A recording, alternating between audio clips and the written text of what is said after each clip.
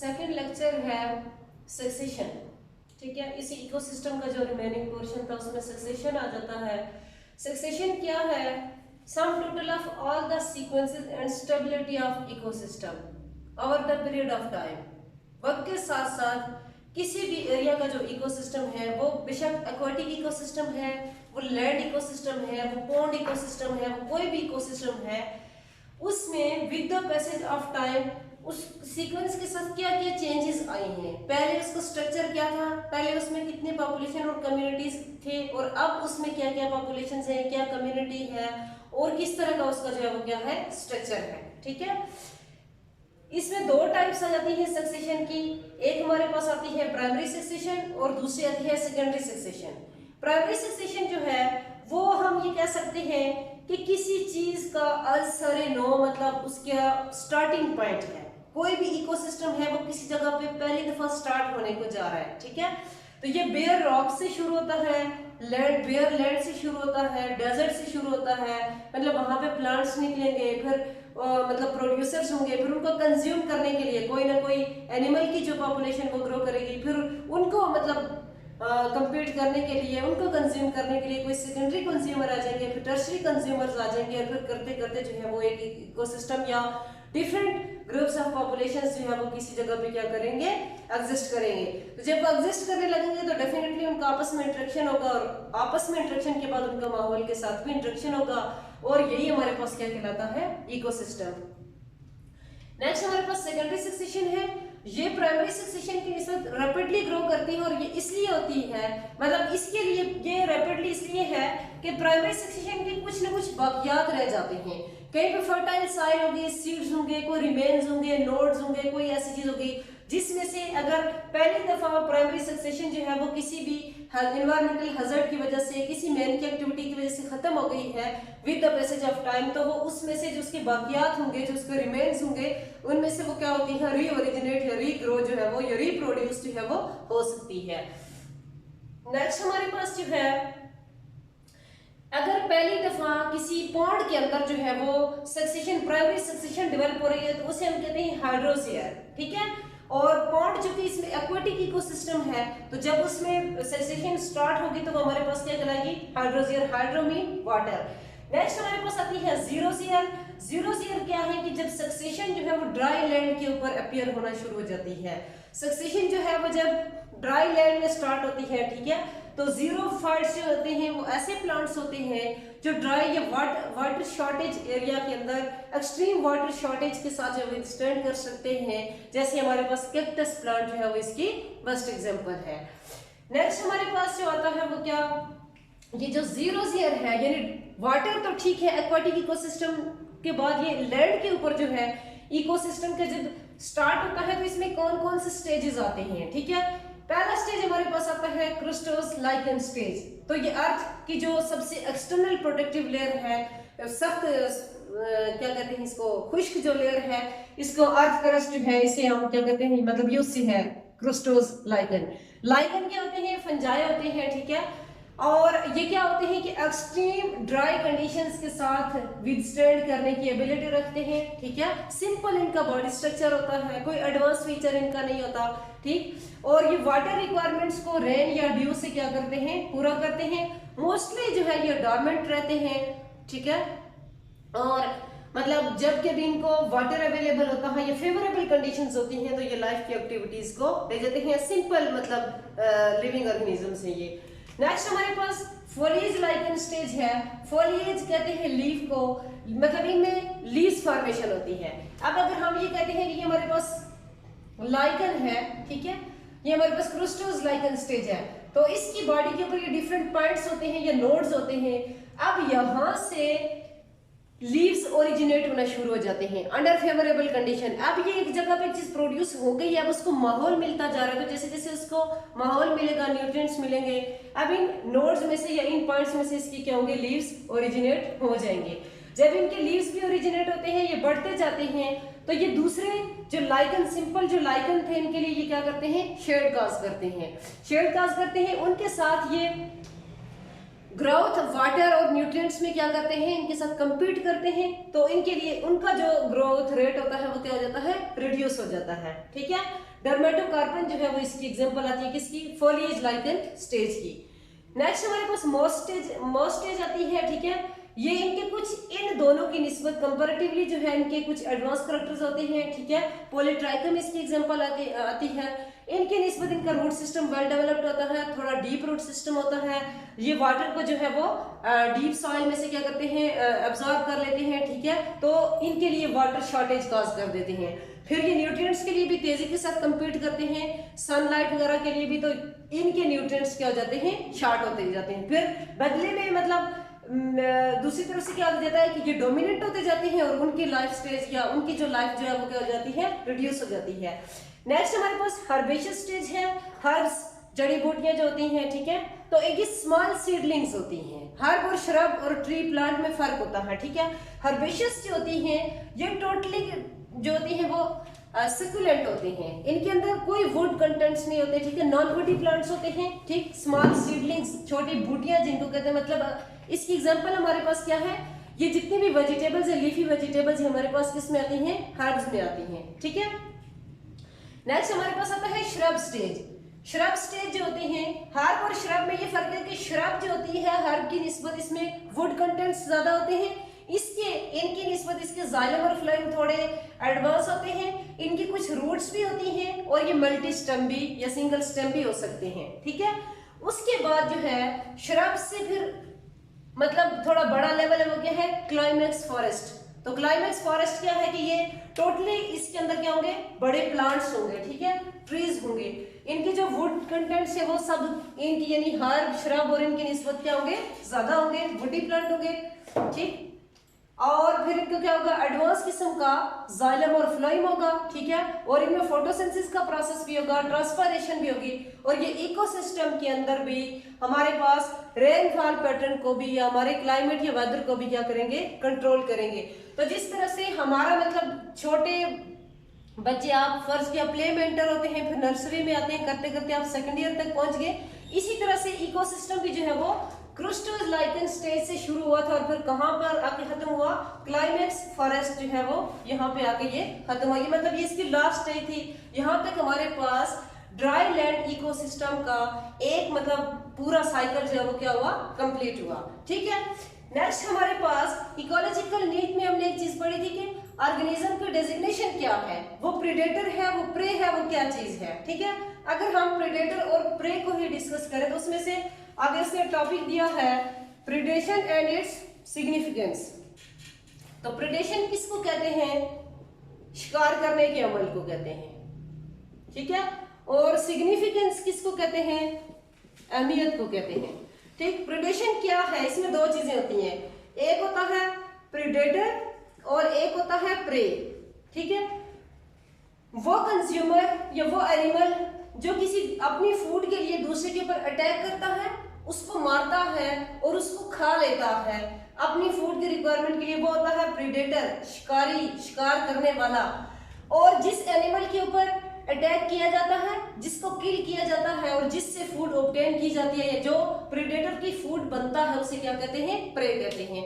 तो ये जो प्रेडेशन का अमल है, इसकी सिग्निफिकेंस ये है कि इकोसिस्टम के अंदर कोई भी पॉपुलेशन है, उसकी पॉपुलेशन को किसी मतलब हद से बढ़ने नहीं देता, ये बैलेंस में रखता है।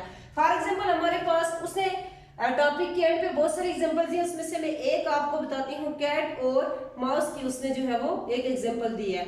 मैं इसी को थोड़ा सा एक्सप्लेन करती हूँ। अब कैट जो है ये क्या है, प्रेडेटर है, और माउस क्या है, प्रे है, ठीक है। ये इनका इकोसिस्टम के अंदर इनकी डेजिग्नेशन ये है। अब अगर हमारे पास कैट्स मतलब मुनासिब मिकदार में होंगे, उनकी पॉपुलेशन ठीक होगी, तो वो एक माउस की पॉपुलेशन को जो है वो क्या कर सकती हैं, कंट्रोल कर सकती हैं। जब कभी हमारे पास अगर फ्लक्चुएशंस आती हैं, माउस की पॉपुलेशन यानी प्रे की पॉपुलेशन ज्यादा हो गई और प्रेडेटर की पॉपुलेशन जो है वो कम है, तो इकोसिस्टम बैलेंस नहीं रहेगा, ठीक है। फिर ये जो माउस है ये दूसरी मतलब ये हमारे लिए क्या है, हार्मफुल है, ओवरऑल इकोसिस्टम के अंदर ये क्या करेंगे, हार्म्स काज करेंगे, ठीक है।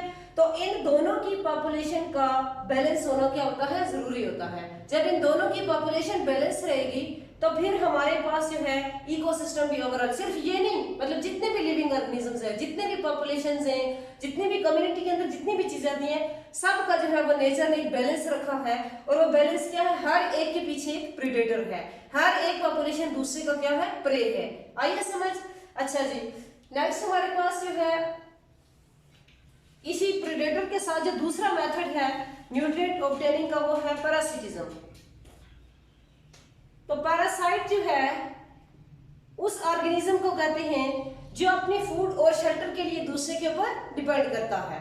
तो सबसे पहले मतलब ये पैरासाइट का आपको पता होना चाहिए। अब पैरासाइट दो तरह के होते हैं, एक होते हैं एक्टोपैरासाइट और एक होते हैं एंडोपैरासाइट। जो एक्टो मीन बाहर, जो बॉडी के बाहर रहते हैं वो क्या है, एक्टोपैरासाइट है, और जो बॉडी के अंदर रहते हैं वो एंडोपैरासाइट है। दूसरी चीज जो है पैरासाइट की, जैसे प्रीडेटर और प्रे था, पैरासाइट के साथ दूसरा आता है होस्ट। होस्ट वो ऑर्गेनिज्म है जिसके ऊपर पैरासाइट रहता है, जिसकी बॉडी के ऊपर या बॉडी के अंदर पैरासाइट रहता है, जिसके ऊपर ये डिपेंड करता है। अब फॉर एग्जांपल हम अगर एक्टोपैरासाइट को डिस्कस करते हैं तो एक्टोपैरासाइट में हमारे पास एग्जांपल आती है किसकी, मॉस्किटो की। मच्छर है, मच्छर हम सबको काटता है, तो मच्छर क्या हुआ, पैरासाइट है। पैरासाइट की कौन सी टाइप है, एक्टोपैरासाइट, और हम क्या हुए, होस्ट हुए, वो हमें बॉडी के बाहर से काटता है। फिर हमारे पास आती है क्या, लाइस। लाइस इसको बोलते हैं जूं, ये भी हमारे पास एक्टोपैरासाइट है, और फिर हम उसकी क्या हुए, होस्ट हुए। ठीक है, इस तरह से फिर हमारे पास आते हैं एंडोपैरासाइट। एंडोपैरासाइट होते हैं जो बॉडी के अंदर रहते हैं। तो ये पेट में जितने कीड़े पड़ते हैं ना, ये सारे, बेशक वो एनिमल्स के पेट में हो या ह्यूमन के पेट में, ये सारे के सारे क्या है, एंडोपैरासाइट हैं। हम एग्जांपल लेते हैं किसकी, लीच की ले लेते हैं, या उसकी लेते हैं टेपवर्म की। तो ये अगर हमारे इंटेस्टाइन के अंदर है या एनिमल के इंटेस्टाइन के अंदर है, तो ये क्या होगा, एंडोपैरासाइट। अगर हम या एनिमल जिसकी भी इंटेस्टाइन के अंदर ये रहेगा, वो उसका क्या हो जाएगा, होस्ट हो जाएगा। ठीक है, नेक्स्ट हमारे पास आता है क्या, सिम्बायोसिस। ये सारी चीजें आपने तकरीबन 10th में पढ़ी हुई है, बस एक नजर इनको जो है वो गो थ्रू करवाना है। आप वो बुक भी फॉलो कर सकते हो। सिम्बायोसिस, सिम्बायोसिस का मतलब है म्यूचुअल रिलेशनशिप दो ऑर्गेनिजम्स के दरमियान, दोनों एक दूसरे से कोई ना कोई फायदा हासिल करते हैं, वो हमारे पास क्या कहलाएगा, सिम्बायोसिस। ठीक है, सिम्बायोसिस जो है ये प्लांट्स के साथ भी सिम्बायोटिक रिलेशन होता है, एनिमल्स के साथ भी सिम्बायोटिक रिलेशन होता है। यहाँ पर बुक में उसने प्लांट्स के सिम्बायोटिक रिलेशन को डिस्कस किया है। तो सबसे पहले उसने लिखा है रूट नोड्यूल्स। नोड्यूल्स जो है वो नोड से है। ठीक है, ये मुख्तलिफ पॉइंट्स होते हैं जहां से बॉडी के मुख्तलिफ ऑर्गन्स जो है वो डेवलप होने की हैसियत रखते हैं। ठीक है, तो फॉर एग्जांपल ये हमारे पास कोई एक प्लांट है, या मकई के प्लांट को आपने गौर से देखा होगा, या आइंदा देख लेना गौर से, तो ये उसकी बॉडी के ऊपर आपको ये नोड्स नजर आएंगे। ठीक है, इसको उसने बोला। इसी तरह से प्लांट्स के अब जो कि ये रूट्स हैं, ठीक है, तो इसी की अगर आप रूट्स में भी देखें तो यूं इस तरह से नोड्स बने होते हैं।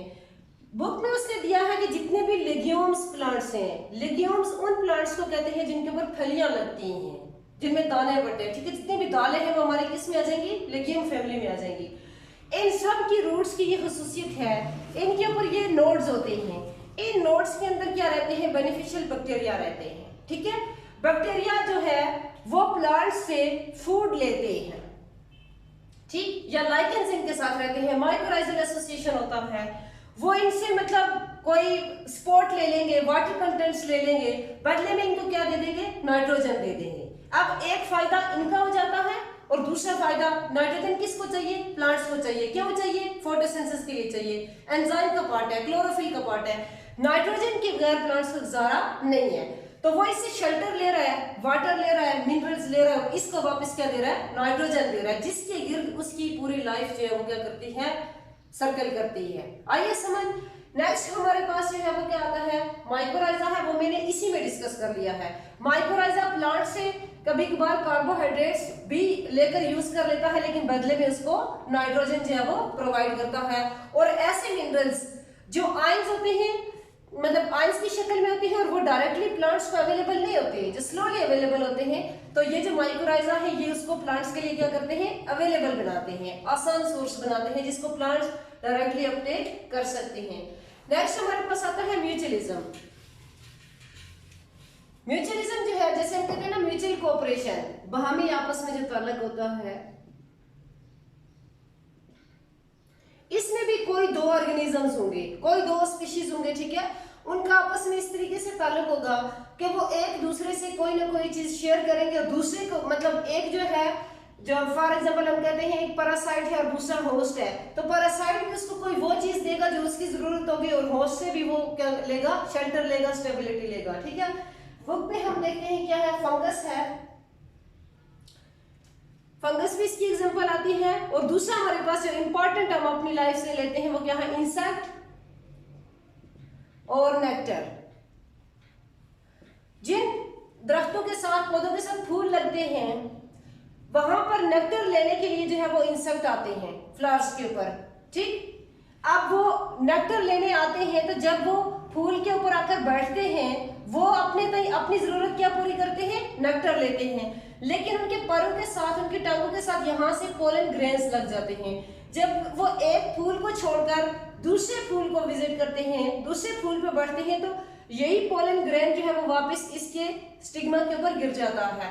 इनकी अपनी क्या जरूरत पूरी हुई, इन्होंने नेक्टर ले लिया और बदले में क्या हुआ, पोलिनेशन का प्रोसेस हो गया। पोलिनेशन के जरिए से प्लांट की क्या हो गई, रिप्रोडक्शन हो गई और उनकी स्पीशीज जो है वो आगे क्या करेगी, रिप्रोड्यूस करती जाएगी, एग्जिस्ट करती जाएगी। तो ये हमारे पास म्यूचुअल रिलेशनशिप है, किसी को कोई नुकसान नहीं है, दोनों स्पीशीज को आपस में क्या हो रहा है, फायदा हो रहा है। ये फूलों से इसको नेक्टर दे रहे हैं और ये फिर यहाँ से पोलन ग्रेन को कैरी करते हैं, तो यहाँ दूसरे फूल के ऊपर इसको पहुंचा देते हैं, यहाँ पे इनका रिप्रोडक्शन का जो प्रोसेस वो क्या हो जाता है, फुलफिल हो जाता है। इस तरह से फिर ये इनकी जनरेशन भी आगे बढ़ती है, इनकी स्पीशी भी एग्जिस्ट करती है और इनकी भी जरूरत पूरी हो जाती है कि ये नेक्टर ले लेते हैं, ठीक है। नेक्स्ट हमारे पास जो है वो आते हैं लाइकेंस। लाइकेंस मैंने आपको पहले भी बता दिया है, ठीक है, मतलब सारी चीज मैंने डिटेल में इसकी आपको बता दी है। नेक्स्ट हमारे पास आता है कमेंसलिज्म।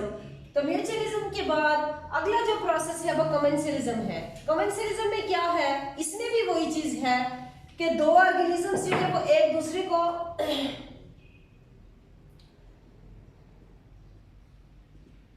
कॉमन से है, ठीक है। तो कॉमन क्या होता है, मुश्तरक, एक जैसा, ठीक है।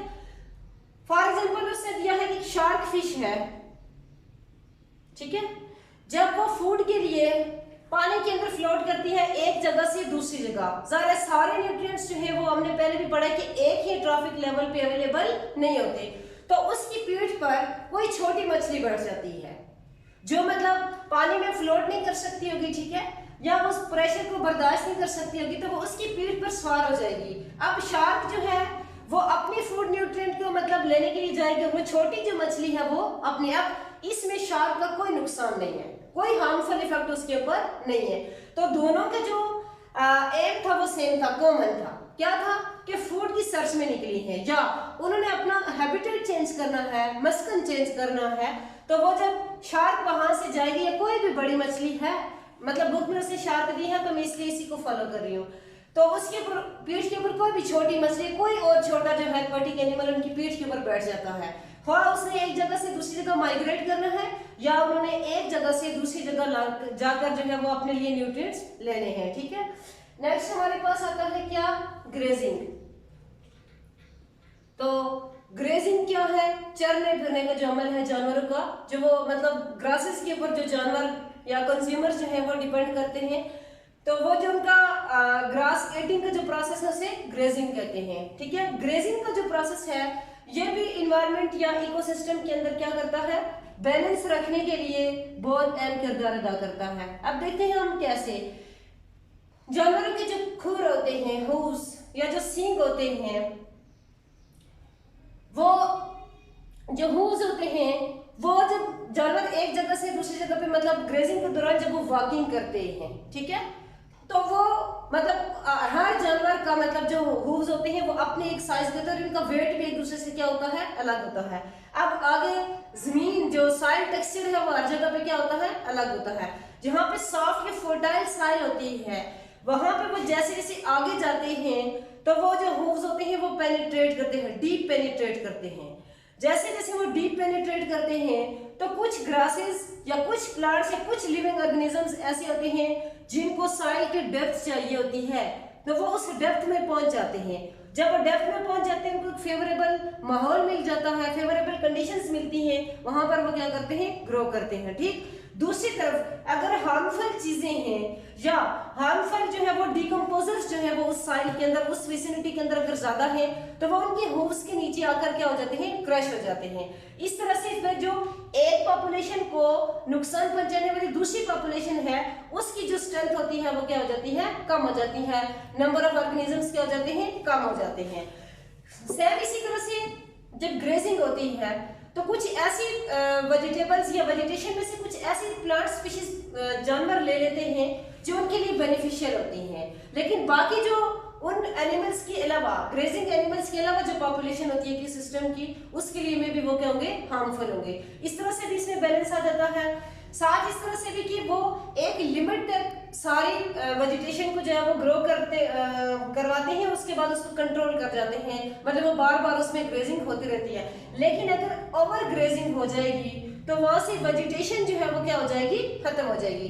तो removal of vegetation is known as desertification. फिर क्या हो जाएगा, सहरा बन जाएगा और वो वेजिटेशन वहां से क्या हो जाएगी, खत्म हो जाएगी। जब वेजिटेशन खत्म हो जाएगी तो फिर डेजर्टिफिकेशन होगी। तो डेजर्टिफिकेशन सिर्फ किसको सपोर्ट करती है, ज़ीरोफाइट्स को।